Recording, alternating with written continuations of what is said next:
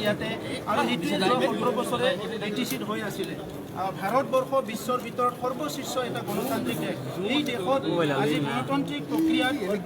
public representative হৈ আহি যিসকলে এই হাউচত আহিছে সেইসকলৰ ভাইলেঞ্চ আপোনালোকে দেখিবলৈ পাইছে গতিকে এইটো অতিকৈ দুৰ্ভাগ্যজনক আৰু UPPL BJP আৰু CSP মিলি আজি যিটো আমাৰ মেজৰিটি শ্ব' কৰিছে আমাৰ গভৰ্ণমেণ্ট অলৰেডি ফৰ্ম কৰা হৈছে আৰু আমাৰ দিনত আমি তেনেকুৱা কোনো অগণতান্ত্ৰিক প্ৰক্ৰিয়া ইয়াতে হ'বলৈ নিদিওঁ ইয়াত ৰাইজৰ চৰকাৰ হ'ব গণতন্ত্ৰ ইয়াতে সদায় থাকিব তেনেকুৱা অগণতান্ত্ৰিক শক্তিবিলাক চিৰদিনৰ কাৰণে চবে ৰাইজে মিলি পেলাই শেষ কৰিব লাগিব আৰু গণতান্ত্ৰিক প্ৰক্ৰিয়াটো ইয়াতে সদায় জীয়াই ৰাখিব লাগিব আমাৰ UPPL BJP আৰু CSPৰ যিটো চৰকাৰ আমি ইয়াতে শান্তি স্থাপন কৰিম সকলো জাতি জনগোষ্ঠীক লৈ আমি আগবাঢ়িম সমমৰ্যাদা সমমৰ অধিকাৰ প্ৰদান কৰিম ভূমিৰ পৰা আদি কৰি সকলো অধিকাৰ ৰাইজক আমি প্ৰদান কৰিম আৰু দুখীয়া গৰীব শ্ৰেণীৰ মানুহক সদায় আমি নজৰত ৰাখিম আমাৰ অঞ্চলৰ যিখিনি দুখীয়া গৰীব মানুহ যি জনগোষ্ঠীৰে নহওক কিয় তেখেতৰ সমস্যাবিলাক আমি সমাধান কৰাৰ কাৰণে সবচে প্ৰায়ৰিটিত আমি কাম কৰিম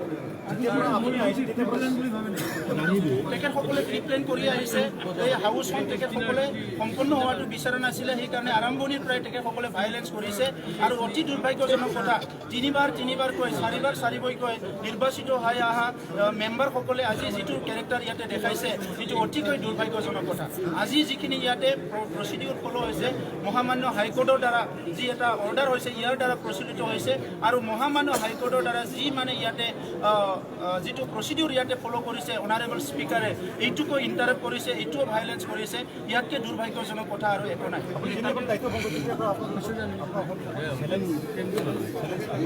এইটো প্ৰত্যাহ্বান থাকিব অগণতান্ত্ৰিক এটা চৰকাৰ চলি আছিলে 17 বছৰে ইমানখিনি ভাইলেঞ্চ হত্যা হিংসা দুৰ্নীতি ভ্ৰষ্টাচাৰ হৈ গ'ল তেখেতসকলে এইটো কৰিবই গতিকে আমি সেইটো ফেচ কৰি পেলাই ৰাইজক তেনেকুৱা সমস্যাৰ পৰা উদ্ধাৰ কৰিম বুলি আজি নিৰ্বাচিত হৈ আহিছোঁ আজি আমাৰ সকলো আজি যিখিনি আমাৰ UPPLৰ আজি ইয়াত নিৰ্বাচিত হৈছে ইয়াত সংগ্ৰামী নেতা গোবিন্দ বসুমতাৰী আছে ইয়াত সংগ্ৰামী নেতা ৰঞ্জিত বসুমতাৰী আছে BJPৰ তৰফৰ পৰা আজি গৌতম দাসকে আদি কৰি গণতান্ত্ৰিক প্ৰক্ৰিয়াত বিশ্বাস কৰা কিছুমান যোগ্য ব্যক্তিসকলে নিৰ্বাচন হৈ আহিছে আৰু আমি একেলগে মিলি পেলাই BTR অঞ্চলক সকলো জাতি জনগোষ্ঠীলৈ আগবাঢ়ি যাম সুন্দৰ এটা প্ৰশাসন কৰিম আপুনি দুটা পঞ্চায়ত সমষ্টিৰ পৰা জয় হৈছিল ইয়াতে 22গৰাকী আপুনি পদক্ষেপ কিন্তু আমাৰ কাৰণে এটা সমষ্টি দুটা সমষ্টি নহয় 40টা সমষ্টি আমাৰ সমষ্টি 40টা সমষ্টিৰ ৰাইজক আগুৱাই লৈ যোৱাটো আমাৰ দায়িত্ব আৰু কৰ্তব্য BPFৰ সময়ত যি সমষ্টিত তেখেতসকলৰ MCLA নাছিলে তাত ৰাইজক তেখেতসকলে বঞ্চিত কৰিছিলে কিন্তু আমাৰ সময়ত আমি 40টা সমষ্টিৰ ৰাইজকক সমান মৰ্যাদা সমান অধিকাৰ দিম কিন্তু আমাৰ তিনিটা দলৰ এটা প্ৰতিশ্ৰুতি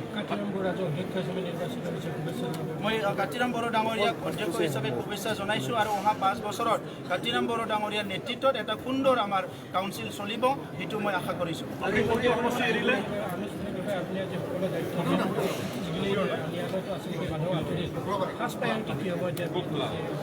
সবচে ভাল এটা নিকা আৰু স্বচ্ছ প্ৰশাসন গঢ়ি তুলিব লাগিব আমাৰ ইলেক্টেড যিখিনি কেবিনেট মেম্বাৰ আছে আমি একেলগে বহিম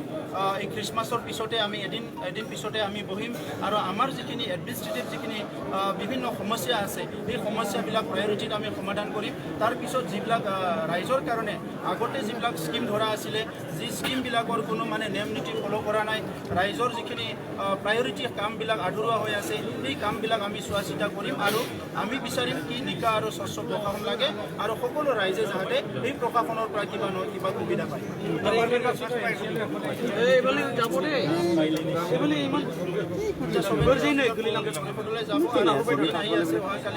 দিনৰ চব ৰাইজক শুভেচ্ছা জনাইছোঁ মই হাগ্ৰামা মহিলাৰী ডাঙৰীয়া আৰু তেখেতসকলৰ সদস্যসকলকো মই বৰদিনৰ শুভেচ্ছা জনাইছোঁ আৰু মই আশা কৰিছোঁ হাগ্ৰামা মহিলাৰী ডাঙৰীয়া আৰু তেখেতৰ যিবিলাক কৰ্মকৰ্তা আছে তেখেতৰ যিবিলাক আজি MCLA সকল শপত লৈছে আমাৰ 5 বছৰ চৰকাৰ চলোৱাত সহায় কৰিব বুলি মই তেখেতসকলৰ পৰা আশা কৰিছোঁ চব ডিপাৰ্টমেণ্টে আজি নতুন দিগন্ত সূচনা হ'ল নতুন দিগন্ত সূচনা হ'ল আজিৰ পৰা যাতে কোনো ভাইলেঞ্চ কৰিবলৈ সাহস নকৰে আৰু কোনো অশান্তি কৰিবলৈ যাতে সাহস নকৰে আৰু ইয়াৰ লগতে কোনো যাতে কৰাপশ্যন কৰিবলৈ সাহস নকৰে সেইটো আমি আহ্বান কৰিছোঁ আমি এসপ্তাহৰ ভিতৰতে কৰিম